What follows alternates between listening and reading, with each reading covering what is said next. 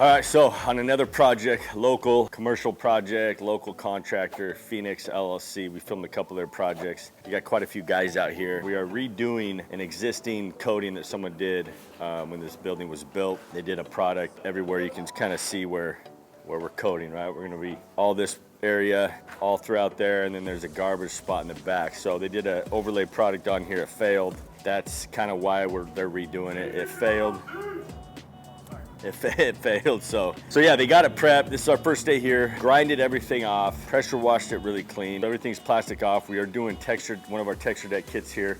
Behind mixing station setup, I have them lined up as basically kits. And so what we consider a kit would be two bags of overlay product, 1 5-gallon bucket of polymer, and then a pigment. Now you might not be pigmenting yours, so you might not have a pigment, but we're pigmenting all of these. And so everything's lined up in the kits like I just said. When you order the Leggari Texture Deck kits, you're gonna get a bag of scratch, you're gonna get a bag of texture coat, and that's gonna be your kit. And so that's what everything is. We have all of our scratch coats in the front, all of our texture coats in the back, but we know when we start mixing, we're gonna start here. We're gonna grab all this, dump it in and mix it.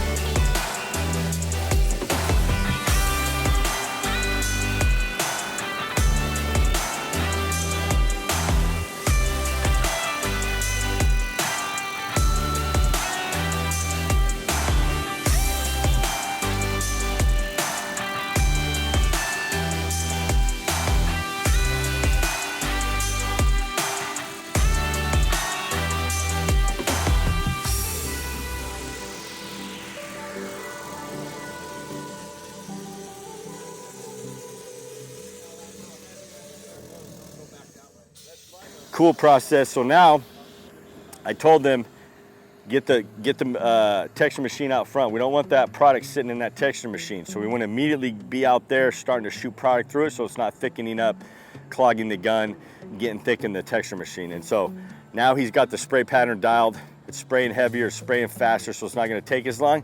He's just got to be more dialed when he's shooting that out to avoid thicker puddling areas like you did right at the end there. So we're gonna head out front, go over that.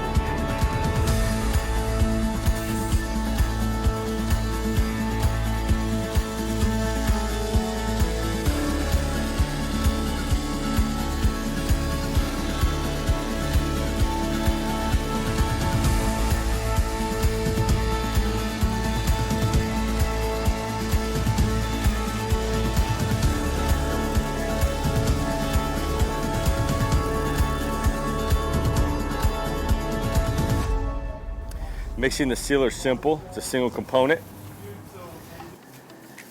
I always like to mix it up anyways, just in case anything settles. So I'll typically pop off the lids, I'll mix it up, and then I always personally like to strain the sealer before I put it in the sprayer, just in case there's any debris or chunks that's gonna clog the sprayer. I'm gonna get that out of there instead of starting to spray my project and then I have to stop, pull the tip off, clean the tip, pull the product out that's clogging it, right? It can be a pain in the butt. To eliminate that, just always, rule of thumb, strain everything before you put it into a sprayer. And I think they're gonna use a backpack sprayer, battery powered backpack sprayer. Obviously those work great, just make sure you got enough batteries. The trick with the sealer is thin coats. So we wanna do multiple thin coats, at least 3 coats. You can do up to 4 if you need to. Don't worry about it being, splotchy and uneven on your first 2 coats. By the time you do your 3rd, your 4th, whatever coat you're doing, it's gonna look nice and even. And so the biggest thing, thin coats. Don't start to spray it thin and think you missed a spot. Go back and try to hit that because you're gonna spray too much there. If the sealer's sprayed on too thick, it can have a whitish haze to it, so we wanna avoid that. But again, multiple thin coats, very fast to seal. We'll try to come back like Monday or sometime and get some final footage when they have everything pulled up so you guys can see what it looks like.